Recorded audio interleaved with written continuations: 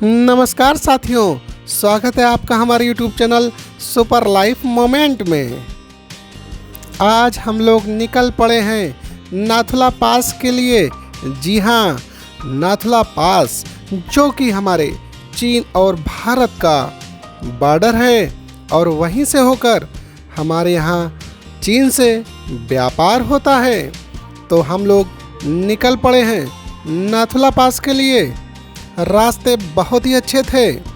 थोड़े ही आगे बढ़ने पर हमें कोहरा दिखने लगा। कोहरा कुछ खास था, यानी कि गर्मी के सीज़न में यदि आप ऐसा कोहरा देखेंगे तो निश्चित है आश्चर्य होगा ही। और थोड़ी ही देर में कोहरा साफ हुआ। हम लोगों को रास्ता एकदम क्लीन दिखाई देने लगा, यानी कि बिल्कुल साफ। एक तरफ खाई और दूसरी तरफ पहाड़, क्या नज़ारा था। हल्के हल्के बादल, वाह कैसे अच्छे लग रहे थे। जी हाँ, और रास्ते लगातार खूबसूरती बिखेरते हुए आगे की ओर जाते हुए हम लोगों को सामने ही कुछ देर बाद नाथुला की बिल्डिंग दिखाई देने लगी। जी हाँ, ऑरेंज कलर से। और हम लोग लीजिए पहुंच गए नाथुला पास। यह नाथुला पास जिसकी ऊंचाई 14,140 फीट है। इतनी ऊंचाई बहुत ही ज़्यादा मानी जाती है। ये मेन एंट्री गेट है, जहां से होकर हम लोग ऊपर की तरफ चलेंगे। और ये 3 साइड पड़े हुए हैं। यहाँ से कुछ व्यू इस प्रकार से दिखाई दे रहा है। हम लोग ऊपर की ओर चलना शुरू कर चुके हैं और हमारे साथ साथ कई सारे टूरिस्ट भी। लेकिन यहाँ पर हवा का प्रेशर कुछ कम है, जिसकी वजह से सांस लेने में तकलीफ़ होती है। ये बारूदी सुरंगें बिछी हुई हैं यहाँ पर। जी हाँ, पूरी सुरक्षा के इंतज़ाम हैं। चलते चलते थकान भी लगने लगती है, क्योंकि सांस लेने में थोड़ी बहुत प्रॉब्लम भी होती है।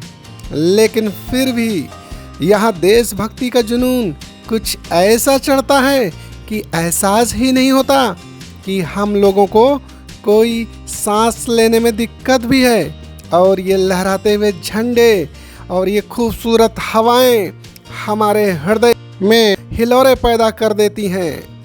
कितना सुंदर नज़ारा आप देख सकते हैं। यहाँ आने के लिए लोग न जाने कितने बेचैन रहते हैं, और फिर भी मौका चूकते नहीं। जी हाँ, ये है हमारा भारत और चाइना का बॉर्डर नाथुला पास।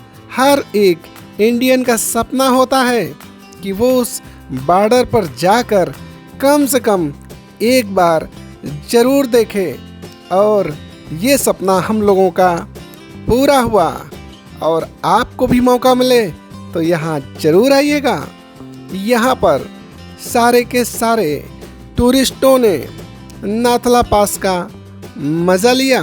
यहाँ से चाइना की बिल्डिंग ठीक बगल में दिखाई देती है, जिसे आप आसानी से देख सकते हैं। यहाँ पर बढ़ती हुई भीड़ पूरा नज़ारा ले रही है।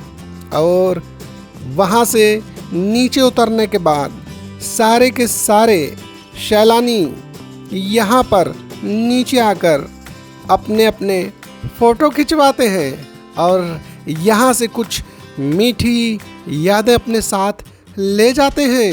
ये येलो कलर का स्वास्तिक बना हुआ है, जहाँ पर खड़े होकर सारे लोग अपनी फ़ोटो खिंचाते हैं। और यहाँ से मिलता है आपको एक प्रमाण पत्र।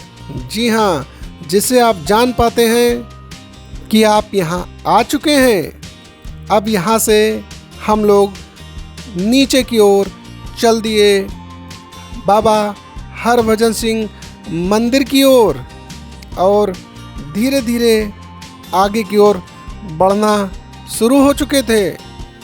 यहाँ के टेढ़े मेढ़े रास्ते थोड़े से अच्छे और थोड़े से खूबसूरत दिख रहे थे।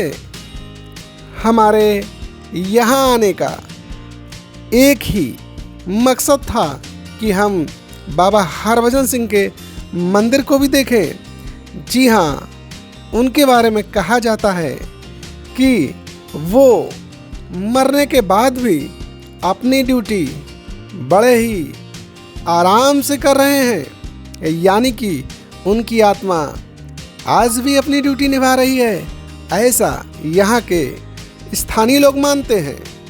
हम लोग रास्तों से होते हुए उसी तरफ बढ़े जा रहे थे और हमें दूर से ही वो दृश्य दिखने लगा जहाँ जाने के लिए लोग बेचैन रहते हैं। धीरे धीरे सारे के सारे लोग एक के पीछे एक आते जा रहे थे।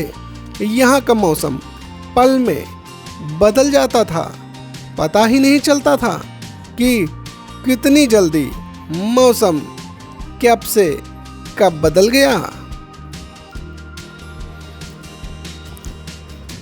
ये स्लाइडिंग जो बीच बीच में दिख रही है, इनको तोड़ तोड़ कर रास्ते कुछ चौड़े कर दिए गए हैं, मगर कहीं कहीं रास्ते बहुत सकरे हैं जहाँ से निकलने में थोड़ी सी दिक्कत होती है, लेकिन फिर भी वाहन एक के बाद एक आसानी से पहुँच जाते हैं और हमें सामने से ही वो व्यू दिखाई देने लगा जिस पर शंकर जी की विशाल प्रतिमा रखी हुई है। उसके पीछे बहता हुआ वाटरफॉल अब हमें अपनी कार से ही दिखाई देने लगा। सामने बहता हुआ वाटरफॉल और वो बगल में लगी हुई शंकर जी की विशाल प्रतिमा शोभायमान हो रही थी। और लीजिए, हम लोग बाबा हरभजन सिंह के गेट में एंट्री ले चुके हैं और इस गेट से इंटर होते ही सबसे पहले कार पार्किंग में लगाई गई। इसके बाद हमने यहाँ का व्यू कुछ इस प्रकार से लिया। ये चारों ओर ऊंचे ऊंचे पहाड़ जो हम देख पा रहे हैं, आप यकीन मानिए कि ये मौसम खुला हुआ था जिसकी वजह से हम ये दृश्य देख पाए, वरना फॉग इतना गहरा हो जाता है कि पास का भी नहीं दिखाई देता। और यहाँ से ये देखिए शंकर जी की प्रतिमा और पीछे बहता हुआ वाटरफॉल कितना सुहावना और लुभावना दिखाई दे रहा है। यहाँ पर आने के बाद सभी लोग बाबा हरभजन सिंह के मंदिर का दर्शन करते हैं और भगवान शंकर की प्रतिमा पर भी माथा टेकते हैं। और यहाँ से वहाँ तक का सफ़र ज़्यादा लंबा नहीं है, 400 से 500 मीटर की दूरी, लेकिन काफ़ी ज़्यादा दिखाई देती है क्योंकि वहाँ तक जाने के लिए कोई पक्का रास्ता नहीं बना है। ऊंचे नीचे पत्थर, उन पर पड़ते हुए पैर, फिसलते हुए पैर धीरे धीरे आगे की ओर बढ़ते हैं। पैर बहुत ही सावधानी से रखना होता है, नहीं तो पैर मुड़ भी सकता है। आगे बढ़ते हुए हम धीरे धीरे पत्थरों को पार करते जा रहे थे। वो बहता हुआ पानी, शीतल पानी, ठंडा पानी बहुत ही अच्छा लग रहा था। एक एक कर सारे के सारे बच्चे हों या बड़े लाइन लगाकर चलते ही जा रहे थे और आखिरकार हम लोग झरने के काफ़ी पास पहुंच गए। और ये छोटी सी सीढ़ियाँ जो बनी हुई थीं, ये हमें सीधे प्रतिमा तक ले जाती थीं। और इस विशाल शंकर जी की प्रतिमा के पास से ही हमें यह वाटरफॉल देखने को मिला। इतने नज़दीक से इतना विशाल वाटरफॉल वास्तव में बड़ा आनंद दे रहा था। ये गिरते हुए पानी और इसकी उछलती हुई छोटी छोटी पानी की बूंदें हमारे चेहरे पर एक फव्वारे की तरह महसूस हो रही थीं। ये विशाल प्रतिमा भगवान शंकर की यहाँ पर स्थापित है और यहाँ पर इनके ठीक बगल से यह धार जो बहती है वह एक नई ऊर्जा सारे सैलानियों को प्रदान करती है। इसके बाद हम लोग बाबा हरभजन सिंह के मंदिर से साइड से थोड़ा सा ऊपर की ओर बढ़े, जिस पर लिखा हुआ था वॉल ऑफ ब्लेसिंग। और इसके बाद हम लोग फिर से वापस हो लिए, कुछ अच्छी और कुछ मीठी यादें लेकर। मन हो रहा था कि हम यहाँ से वापस ही ना जाएं, लेकिन समय कम था, इसलिए हम लोग पर्याप्त घूमे, आनंद लिया और फिर वापस हो लिए। छोटे छोटे वाटरफॉल दूर से ही दिख रहे थे, लेकिन रास्ते बहुत ही अच्छे थे। फॉग ख़त्म हो चुका था, जिसकी वजह से रास्ता क्लियर था। अब हम लोग वापस नीचे की ओर जा रहे थे। हमें वांगू और छांगू लेक रास्ते में ही देखने को मिली। हमें दूर से ही छांगू लेक दिखाई देने लगी थी और हम अब छांगू लेक की तरफ बढ़ते जा रहे थे। वो देखने में जितना पास लग रही थी, दूरी उतनी ही बढ़ती जा रही थी। ये घुमावदार चक्करदार रास्ते हमारी बेचैनी और बढ़ा रहे थे। लगातार छांगू लेक हमें अपनी कार से दिखाई दे रही थी। हम लोग धीरे धीरे छांगू लेक की ओर बढ़ते जा रहे थे, जो कि बहुत ही फेमस है।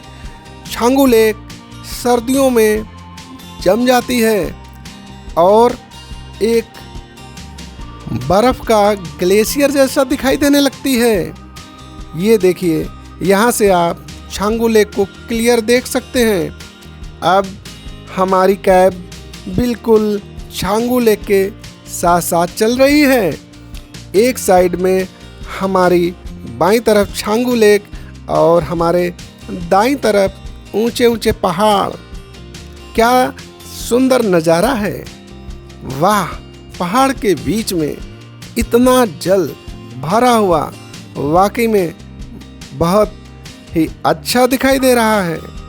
यहाँ पर टूरिस्टों की अच्छी खासी भीड़ है और लोग याक पर बैठकर फोटो भी खिंचा रहे हैं।